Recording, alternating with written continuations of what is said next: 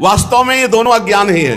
यही बात जब बाबा ने कही थी तो बड़ा आश्चर्य हुआ था कि जीवन मुक्तता तो अज्ञान निवृत्ति के बाद होता है।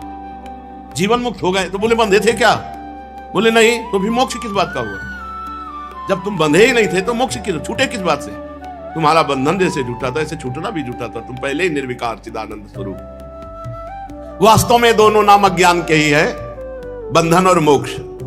सत्य और ज्ञान स्वरूप आत्मस्वरूप में न बंधन है न मोक्ष है, कभी बंधा ही नहीं। अरे थोड़ा सा अपने स्वरूप का ज्ञान हो जाए तो अभी आनंद आ जाए, साक्षी भाव में आते ही आनंद आ जाए। पर मानस के इस पिंड को अपना स्वरूप माने हुए हैं, इसी में सारे विकार हैं, इसलिए हाय हाय मचा हुआ है। जैसे सूर्य में दिन रात है क्या? जहां सूर्य है वहां दिन रात का भेद नहीं, वो तो प्रकाश ही प्रकाश है। गए तो रात हो गई और आए तो दिन हो गया। और वो कहीं सूर्य कभी अस्त थोड़ी होते हैं, वो तो लोकालोक पर्वत है। वो इतना बड़ा पर्वत है कि सूर्य जैसे जैसे सामने, कहीं कहीं एकांतिक में बता रहे थे 13 घंटा का केवल मतलब सूर्य का प्रकाश होता है, कहीं कुछ घंटे का ऐसा बता रहे थे ना कि हाँ बता रहे 20 घंटे रात्रि होती, 4 घंटे केवल दिन होता है। अपने यहां तो बहुत बढ़िया सौभाग्य कि हर ऋतु हर आनंद रात्रि दिन का बड़ा है। नॉर्वे के आए थे, वो बता रहे थे कि हम वहां तो मंगला कब करें वो हमसे पूछ रहे थे कि मंगला कब करें। 4 घंटे का दिन होता है, 20 घंटे की रात्रि होती है। हाँ फिर ऐसा मतलब, तो इस सूर्य अस्त नहीं होते। वो जो लोकालोक पर्वत है ऐसे वो घूमते तो जैसे जैसे सामने पहुंचते तो उसी के अनुसार दिन रात का विभाग होता है। सूर्य में दिन रात नहीं है, ऐसे ही आत्मा में बंधन मोक्ष नहीं है। आत्म तत्व में न बंधन है न मोक्ष है, वो केवल अखंड चित स्वरूप है। जब गंगा किनारे नैमिषारण्य के सर्वेश्वरानंद स्वामी नारदानंद सरस्वती जी के 8-10 ब्रह्मज्ञानी और उनके साथ रहते थे, ऐसा योग वाशिष्ठ वेदांत की ऐसी चर्चा, और तुमसे सच्ची बताते हैं सूर्य उदय होते होते चर्चा समाप्त हो जाती थी। ऐसे वो इमरजेंसी लाइट रखी जाती थी जो चार्ज कर ली जाती रात्रि में जहां आश्रम में टिके से, और वैसे सब परमहंस सब महान उनके बीच में उनकी पर दृष्टि ऐसे, और वो चर्चा कपड़ा उतार के भी फेंक देने पर भी न सर्दी न गर्मी न भूख न प्यास, बस मैं आत्म तत्व हूं, मैं साक्षी हूं, भूख प्यास का साक्षी हूं, सर्दी गर्मी का साक्षी हूं, मेरे में सर्दी गर्मी नहीं। ऐसा महापुरुषों के संग का बड़ा प्रभाव होता है, देखा है, बड़ा प्रभाव होता है। अखंड चित स्वरूप केवल शुद्ध आत्म तत्व में जाकर के ऐसे स्मशान के किनारे बैठे कुछ दिखा रहे नोच नोच कर शरीर को, और यही बोध हो रहा है देख तेरे शरीर जैसा शरीर इसकी ये हालत होगी, चुपचाप अपने स्वरूप में स्थित हो, भजन में स्थित हो। महापुरुषों के संग के बिना न तो ब्रह्मबोध हो सकता है, न प्रेममयी भक्ति आ सकती है, तो पक्की बात। देखो प्रेम के लिए कहते दे मन रसकन संग बिन रंच न उपजै प्रेम। बहुत बहुत सुख मिलता है जब सच्चे मार्ग के संत मिलते हैं, सच्चे, बहुत सुख मिलता है, बहुत सुख। उनमें एक कच्चे भी आ गए थे, जब मंडली चल रही थी तो आ गए। तो गंगा के किनारे जब कोई आश्रम होता था तो वहां पहले पूछ लिया जाता था यहाँ से कितने किलोमीटर दूर आश्रम है, तो आश्रम में रात्रि में वो रुकते थे। बहुत ही मतलब आचार्य कोटि के महापुरुष, बहुत सुलझे हुए, बहुत ज्ञानी और परम विरक्त। वो जो कच्चे आए थे वहां भगत पटाने लगे, छुहारा बादाम काजू कलरा के, गंगा के किनारे सर्दी है। स्वामी जी ने जो ही सुना सर्वेश्वरानंद उनको बुलाया था, स्वामी जी आपने याचना की, गलती हो गई। बोले नहीं हमारे साथ 500 रुपए। एक डॉक्टर साहब रहते थे उनके 500 रुपए, स्वामी जी आप किसी सवारी से आप चले जाइए, आप हमारे, हम लोग आपके योग्य नहीं है। ऐसी प्रवीणता थी, हम लोग आपके योग्य नहीं, आप चले जाइए। बड़ी मृदुता से उन्होंने जितने हो सब बिल्कुल ठोस परमांश। ये चीज अखंड चित स्वरूप केवल तुम शुद्ध आत्म तत्व हो, न तेरे में बंधन है न मोक्ष न विकार है। जैसे प्रातःकालीन नवीन नवीन ऐसे अमृतमय शब्द पढ़ते तो आग लगती है, कैसे मैं इस स्वरूप में स्थित हूं। अरे मेरा ही स्वरूप में स्थित क्या होना है, मैं ही हूं। समझना समझना, अब वो बार बार समझ को काटता विषय चिंतन, संसार का राग, बार बार ये चिंतन विषय राग और संसार राग को काटता, यही युद्ध है। भगवान कितने आश्चर्य की बात है कि आप है हमारी आत्मा और हम आपको पराया मानते हैं, और शरीर है पराया, इनको अपनी आत्मा मानता हूं। बिल्कुल ठीक, यही बात है। इन पराये शरीरों को जो प्रकृति से बने हुए हैं, इनको मैं अपना मानता हूं मैं, और जो आप हमारी आत्मा है आपको पराया मानता हूं। कैसी बुद्धि बदल गई। आप है हमारी आत्मा, आपको मानते हैं हम पराये, और शरीर है पराये, हम इनको मानते हैं आत्मा। और इसके बाद आपको ढूंढने लगते, खोजने लगते, कहां मिलोगे आप? यहां है। हे अनंत, आप तो सबके अंतःकरण में विराजमान है। कल एक प्रश्न आया एकांतिक में, क्या मंदिर जो लोग नहीं जाते तो उनकी भक्ति नहीं है क्या? क्या मंदिर जाना अनिवार्य है? देखो, मंदिर हमारी आस्था का केंद्र है। जो मंदिर में प्रभु वही सबके हृदय मंदिर में है। अगर मंदिर में केवल प्रभु माने हो, सबके हृदय में जो विराजमान प्रभु है उनका अनादर करे, तो कभी भगवत प्राप्ति नहीं हो सकती। और कभी मंदिर न गया हो, सबके हृदय में भगवान की भावना करे, निश्चित भगवत प्राप्ति हो जाएगी। हमारी आस्था का केंद्र है मंदिर, वहां से हम शुरुआत करते हैं, और फिर जड़ चैतन्य सब जगह मंदिर की भावना करते हैं। जड़ चेतन जग जीव जत सकल राम मैं जानी, बंदों सबके पद कमल सदा जोरि जुग पान। मंदिर में जाके बैठे, दो से दर्शन किए, और फिर आकर के इधर राग द्वेष कुछ नहीं होने वाला। देख लो, करके देख लो। ये भगवान कपिल देव जी की वाणी है कि जो मंदिर में श्री विग्रह में अच्छे अच्छे पदार्थों की अर्चा करता है, लेकिन बाहर में सबके हृदय में आत्मस्वरूप से विराजमान हो, उनका अपमान करता है, द्रोह करता है, उसकी की हुई पूजा ऐसी है जैसे राख में किया हुआ हवन। वही ब्रह्मा जी कह रहे। कितने आश्चर्य की बात है कि आप है अपनी आत्मा, पर लोग आपको पराया मान बैठते हैं, और शरीर आदि हैं पराये, किंतु उनको आत्मा मान बैठते हैं। इसके बाद आपको ढूंढने लगते हैं संसार में। भला अज्ञानी जीवों को बाहर ढूंढने से कभी परमात्मा मिला है? हे अनंत, आप सबके अंतःकरण में विराजमान। इसलिए संत लोग बाहर कहीं नहीं ढूंढते, अपने हृदय में ढूंढते हैं। यद्यपि रस्सी में सांप नहीं है, पर जब तक रस्सी में प्रकाश नहीं पड़ेगा, रस्सी नहीं दिखाई देगी, तब तक सांप का भय बना रहेगा। ऐसे ही यद्यप सर्वत्र परमात्मा ही परमात्मा है, जब तक ज्ञान नहीं होगा तब तक राग द्वेष भय निद्रा मोह, ये सब उद्विग्नता शोध जन्म मृत्यु सब बवाल चलता रहेगा। अपने भक्त जनों के हृदय में स्वयं स्फुरित होने वाले भगवान, आपके ज्ञान का स्वरूप और महिमा ऐसी है, यह अज्ञान कल्पित जगत का नाश हो जाता है। हमें तो इतना जरूर लगता है कि थोड़ा ज्ञान तो होना चाहिए, भक्त में इतना ज्ञान तो होना चाहिए कि शरीर और शरीर संबंधियों के राग और शरीर इंद्रियों के भोगों में अश्रद्धा, इतना ज्ञान तो होना। अगर इतना ज्ञान नहीं है तो फिर बातें भक्ति की होंगी और क्रियाएं सब वही होंगी, संसारिक, रंग नहीं आएगा। ज्ञान तो होना चाहिए, बिना ज्ञान के भक्ति विकल है। वृंदावन में ही ज्ञान और वैराग्य के बिना भक्ति दुखी है। तभी तो देवर्षि नारद जी ने पुष्ट किया ज्ञान और वैराग्य को। जो पुरुष आपके युगल चरण कमलों का तनिक सा भी कृपा प्रसाद प्राप्त कर लेता है, वही आपके सच्चिदानंदमयी महिमा के तत्व को जान सकता है, जो आपकी आराधना करता है। दूसरा कोई ज्ञान वैराग्य आदि साधन रूप प्रयत्न से बहुत काल तक कितना भी अनुसंधान करता रहे, वो आपकी महिमा का यथार्थ ज्ञान प्राप्त नहीं कर सकता। अब इस श्लोक में जैसे पीछे कहा, ज्ञान और वैराग्य की आवश्यकता है, तभी भक्ति रंग लाती है। अब इसमें कह रहे अगर भक्ति नहीं है तो ज्ञान और वैराग्य से केवल आप तत्व का अनुसंधान करते रहिए, अनुभव नहीं होगा। देखो बहुत ध्यान से सुनो, जो पुरुष आपके युगल चरण कमलों की आराधना करके कृपा प्रसाद प्राप्त कर लेता है, आपका अनुग्रह प्राप्त कर लेता है, वही आपकी सच्चिदानंदमयी महिमा का तत्व जान सकता है। और यदि आपके चरणों की आराधना न हो तो केवल ज्ञान वैराग्य आदि साधन रूप प्रयत्न से बहुत काल तक कितना अनुसंधान करे पर यथार्थ ज्ञान प्राप्त नहीं हो सकता। इसलिए भगवान, मुझे इस जन्म में या दूसरे जन्म में या किसी पक्षी पशु आदि के जन्म में ऐसा सौभाग्य दे कि मैं आपके दासों का दास हो जाऊं, आपके दासों का दास बन जाऊं। तदस्तु में नाथ सबूरि भागो, भवेत्र वान्यत्र तुवा तिरश्चाम, ये ना हमें कोपि भवज्जनानाम, भूत्वा निसेवे तव पाद पल्लवम।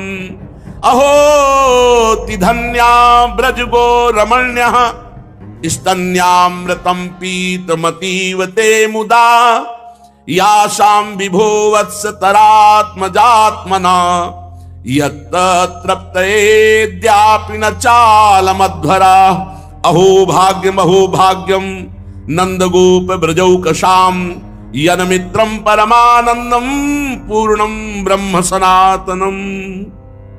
प्रभु मुझे इसी जन्म में या किसी दूसरे जन्म में पशु पक्षी किसी भी पर मुझे ऐसा सौभाग्य प्राप्त हो कि आपके प्रेमी भक्तों का दास बन जाऊं। ब्रह्मा जी मांग रहे हैं क्योंकि आपके प्रेमी भक्तों की दासता स्वीकार करने से भगवान आपसे प्रेम हो जाता है, आपके चरण कमलों की सेवा का भाव जागृत हो जाता है। स्वामी मैं देखता हूं जगत के बड़े से बड़े यज्ञ सृष्टि के प्रारंभ से लेकर आज तक आपको कभी तृप्त नहीं कर पाए, पर ब्रज की गायें ग्वालिने और ये जब इनका दुग्धपान प्रभु आप बड़े उमंग से पिए। वास्तव में धन्य है ये ब्रजवासी जन, धन्य है ये गौएं जिनका दुग्ध आप पान किया। अहोति धन्या ब्रज गो रमण्या, ये गायें ब्रज युवतियां धन्य हैं जिनके द्वारा पवाए हुए भोग से आप तृप्त होते हैं। स्तन्यामृतम पीतमतीव ते मुदा, आप मुस्कुराते हुए प्रसन्न होकर के इनका स्तन पान किए। प्रभु वास्तव में इनका जीवन बड़ा धन्य है। अहो भाग्यम नंद गोप ब्रजौकशाम यन मित्रम परमानंदम पूर्णम ब्रह्म सनातनम।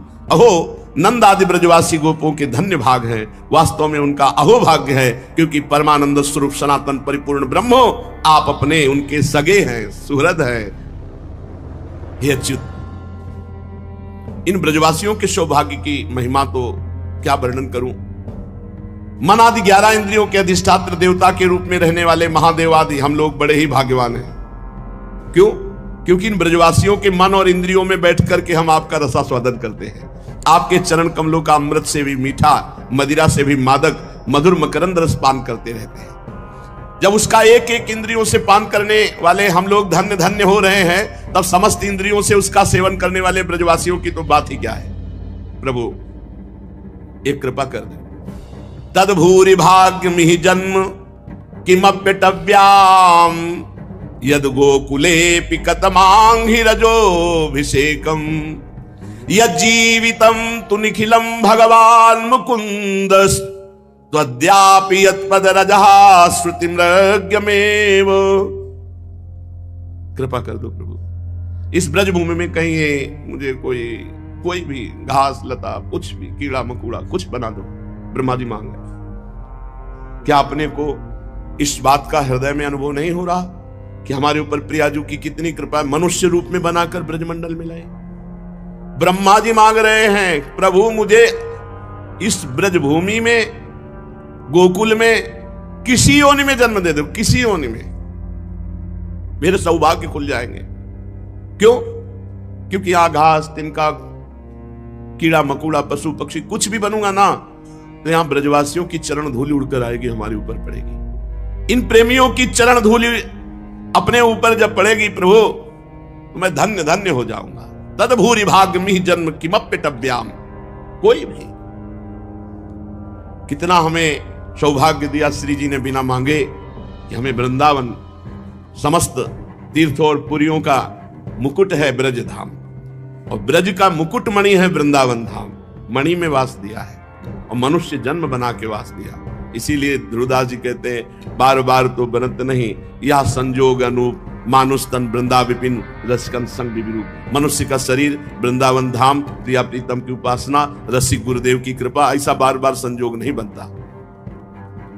प्रभु इन ब्रजवासियों का संपूर्ण जीवन आपका जीवन है, आप ही उनके जीवन के एकमात्र सर्वस्व है। इसलिए उनके चरणों की धूल मिलना आपके ही चरणों की धूल मिलना है, और आपके चरणों की धूलि को तो श्रुतियां भी अनादिकाल से अब तक ढूंढ रही। हे देवताओं की भी आराध्य देव प्रभु श्री कृष्ण, इन ब्रजवासियों की इनकी सेवा के बदले में आप क्या फल देंगे? संपूर्ण फलों के फल तो आप हैं, आपसे बढ़कर कोई फल तो है नहीं, और ये आपको हर समय दुलार करते हैं, सेवा करते हैं। तो ये सोचकर मेरा चित्त मोहित होता है कि इन ब्रजवासियों को क्या देंगे। ऋणी है ब्रजवासियों के, आप उन्हें अपना स्वरूप भी देकर उऋण नहीं हो सकते, क्योंकि आपका स्वरूप तो पूतना भी प्राप्त कर लिया, जो जहर लगाकर आई थी आपको मारने। अगासुर बकासुर ये सब आपके स्वरूप को प्राप्त किए, जिस पूतना का केवल वेश ही था स्त्री का, साध्वी का, महान हृदय क्रूर राक्षसी, प्रभु उसको महान पदवी दे दी। तो इन ब्रजवासियों को या उन भक्तों को जिन्होंने अपना घर छोड़ा, धन छोड़ा, स्वजन छोड़ा, प्रिय शरीर, रिश्ते, नाते, प्राण, मन सब कुछ आपके चरणों में अर्पित कर दिया, उनको क्या देंगे? ये परम पद तो उनको दे दिया जो जहर पिलाने आए थे, जो मारने आए थे। बात समझो, जिन्होंने अपना घर परिवार सब सुख छोड़कर भगवान के नाम रूप लीला धाम में, भगवान उनकी ऋणी रहते हैं। उपासक किसी न किसी का आश्रय लेकर ही जीवन व्यतीत करता है। ध्यान से सुनिए, बिना आश्रय लिए जी नहीं सकता है, इसका स्वभाव है। स्त्री के आसक्त आश्रय या पुरुष शरीर के आसक्त आश्रय या अमुक नशे के या अमुक पदार्थ के या अमुक पदवी के या अपने शरीर के, कहीं ना कहीं एक आश्रय नहीं अनेक आश्रय लिए हैं। इसका स्वभाव है आश्रय लेना। देख लीजिए आप, इसका स्वभाव है आश्रय लेना। ये बिना आश्रय के एक क्षण नहीं रह सकता। जब उसको कोई आश्रय नजर नहीं आता है तो मृत्यु का आश्रय ले लेता है। मरना अच्छा है, मेरा कोई नहीं, पर वो रास्ता नहीं जानता कि अन्य आश्रय का त्याग करके एक महाआश्रय महाबल है, वो है श्री हरि। अगर इनका आश्रय ले ले तो अविनाशी का बच्चा अविनाशी पद में प्रतिष्ठित है, उसे ऐसा अनुभव हो जाए। किसी न किसी का आश्रय लेना जीव का स्वभाव है। ये बहुत धोखा है हमारे साथ। हम अपने शरीर का आश्रय ले लेते हैं, मन का आश्रय ले लेते हैं, बुद्धि का आश्रय ले लेते हैं, इंद्रियों का आश्रय। बाहर तो फैला हुआ है आश्रय, फैला हुआ है। मित्र का आश्रय, पति का आश्रय, पुत्र का आश्रय, धन का आश्रय, विद्या का आश्रय, क्या क्या। और हमें योगम युंजन मदाश्रय, केवल श्री भगवान का आश्रय लेना। ये साधारण बात नहीं है, कहने में तो आ गया, लेकिन ये साधारण बात नहीं है। फैल पर मन सिमटत नाही, इंद्रिन लेनी जीत। इंद्रियों ने हमें अपने अधीन कर लिया और मन अन्य आश्रय में इतना फैल गया है। एक एक वृत्ति देखो, सब वृत्ति आश्रित है किसी न किसी विषय, किसी न किसी व्यक्ति, स्थान। हम इसके बिना नहीं जी सकते, हम इसके बिना नहीं जी सकते। हमारा अस्तित्व क्या रह गया? लोग इतनी मूढ़ता में हैं कि वो समझते हैं शास्त्र की पराधीनता, ईश्वर की पराधीनता, गुरु की पराधीनता या वयोवृद्ध सदगुरुदेव के समान जो संत जन ज्ञानी जन हैं, इनकी पराधीनता नहीं, स्वतंत्रता ठीक है। तो आप देखो किसको आप स्वतंत्रता कह रहे हैं? इंद्रिय तुम्हें परास्त किए हैं, इंद्रियों की पराधीनता तुम अपनी स्वतंत्रता मानते हो। मन भोगों में मनन करके संकल्प करके घूम रहा है, इसे तुम स्वाधीनता मानते हो। छोटे छोटे विषय तुम्हें परास्त किए हैं, तुम मृत्यु के अधीन, काल के अधीन, विषय के अधीन, शरीर के अधीन, मन के अधीन, इंद्रियों के अधीन। तुम कह रहे हो हमको स्वतंत्रता प्रिय है, सबको स्वतंत्रता प्रिय अच्छा लगता है, स्वतंत्र होना अच्छा लगता है, पर इनकी परतंत्रता से हटो तब जानोगे स्वतंत्रता किसे कहते हैं। इनकी परतंत्रता से हटने के लिए ईश्वर की अधीनता, ईश्वर स्वरूप सदगुरुदेव की अधीनता अत्यंत आवश्यक है। यदि आपने भगवत प्रेमी महात्माओं की, शास्त्र की अधीनता स्वीकार नहीं की तो माया की अधीनता को जान ही नहीं पाओगे, क्योंकि इसका स्वभाव है अधीन हो जाना। ये किसी न किसी विषय, व्यक्ति, वस्तु, स्थान में अधीन हो जाता है। आज सुबह ही हरिराम व्यास जी की वाणी में कि यदि गुरुदेव भगवान की अवहेलना करके मनमानी साधना आचरण किया जाए तो हृदय का दाग नहीं जाता, हृदय का दोष नष्ट नहीं होता, अहम पुष्ट होता रहता है। और जो केवल सदगुरुदेव की अधीनता स्वीकार कर लेता है तो उसको विशेष साधना नहीं करनी पड़ती। जैसे दीपक से दीपक जल जाता है तो पहले वाले दीपक में कोई कमी नहीं हुई और दूसरे वाला दीपक पहले वाले दीपक की तरह ही प्रकाशित हो जाएगा। ऐसे ही सदगुरुदेव अपने हृदय का बोध, हृदय का प्रेम अधीन शिष्य के हृदय में प्रकाशित कर देते हैं। अधीन, जहां बिल्कुल कोई भी मान अभिमान की गंध नहीं रह जाती, अपने को कठपुतली की तरह उनके हाथ में समर्पित कर देता है। जैसे चाहो हे नाथ वैसे नचाओ, बस माया का नाचना बंद। हरि गुरु की आधीनता माया की आधीनता से मुक्त करके स्वतंत्र तुम्हें कर देगी, परम स्वतंत्र कर देगी। अगर आपने हरि गुरु शास्त्र इनकी अधीनता स्वीकार नहीं की तो तुम कभी स्वतंत्र नहीं हो सकते। मनमानी आचरण स्वतंत्रता नहीं होती, यही पराधीनता है। मन जो चाहता है तुमसे करा लेता है और तुम अपने को स्वतंत्र मान रहे हो। श्री भगवान कह रहे हैं जीव का स्वभाव है किसी न किसी के अधीन हो जाना। ये किसी न किसी शब्द को हटाओ, मदाश्रया, भगवान कह रहे केवल मेरे आश्रित हो जाओ। ये जो अधीनता है वो अपने अंशी को खोज रहा है, प्यार को खोज रहा है। हमारा प्रीतम कहां है? जो हमारे अंदर चाह है वो खोजता है गलत जगह, विषयों में, व्यक्तियों में, पद प्रतिष्ठा में, धन में, विद्या में खोजता है। शायद मेरे हृदय की तृप्ति का ये स्थान हो, पर ये खोज बहुत समय से चल रही हो, अभी तक विश्राम नहीं मिला, मतलब हमारा रास्ता गलत है। हमें प्रभु के सन्मुख होना है और संसार की तरफ पीठ करना है। प्रभु के सन्मुख, अभी हम प्रभु की तरफ पीठ किए हुए हैं और संसार की तरफ खोज कर रहे हैं। अभी हम बाहर भटक रहे हैं। लौटो, अपने अंशी की तरफ लौटो। जब तक आपके लक्ष्य में आपके आराध्य देव नहीं होंगे तब तक तुम चाह करके भी बिना संबंध जोड़े नहीं रह सकते। ध्यान से सुनो, जब तक तुम श्यामा श्याम से अपना संबंध जो है उसे स्वीकार नहीं करते और केवल उसी संबंध को स्वीकार नहीं करते, केवल वही संबंध, तब तक तुम्हें कहीं ना कहीं फंसना ही पड़ेगा। पक्का कहीं ना कहीं फंसना पड़ेगा। शरीर प्रकृति का अंश है और आप परमात्मा के अंश हैं। प्रकृति की किसी भी वस्तु, व्यक्ति, स्थान से आपकी तृप्ति कभी ना हुई है, ना हो रही है और ना होगी, क्योंकि आप परमात्मा के अंश हैं। तो आपको प्रभु से ही तृप्ति होगी। जहां हमारे अंशी मिले तो हृदय कह पड़ता है अब कछुनाथ न चाहिए। नहीं स्वात्मारामम विषय मृग तृष्णाम भ्रमयति। आत्माराम पुरुष कभी विषय तृष्णा में, मृग तृष्णा में भ्रमित नहीं होता। आप शरीर को मैं माने हुए हैं तो प्रकृति से रचा हुआ शरीर प्रकृति की तरफ ही आपको घसीटेगा, प्रभु से विमुख कर देगा। बहुत सुंदर बात है, यही हो रहा है। फिर वो मानने लगता है ये कि मेरे शरीर की मनचाही भोग सामग्री मिले, यही भगवत आराधना का फल है, यही साधना का फल है। बस मेरे को जो चाहिए वो मिलता रहे, मेरे को, मेरी इंद्रियों को, मेरे मन को, मेरे शरीर को। भूल गया उसे क्या चाहिए। वो दूसरों की चाह को अपनी चाह मान लिया।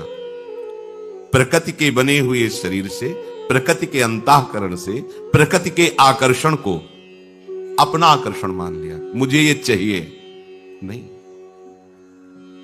सच्ची मानिए, यही फंसाव है, यही जड़ चेतन की ग्रंथि है। अपने को प्रकृति का मान करके, अर्थात शरीर मान करके, और शरीर की आवश्यकताओं की पूर्ति को अपनी चाह मान करके हम पूरा का पूरा जन्म नष्ट कर देते हैं।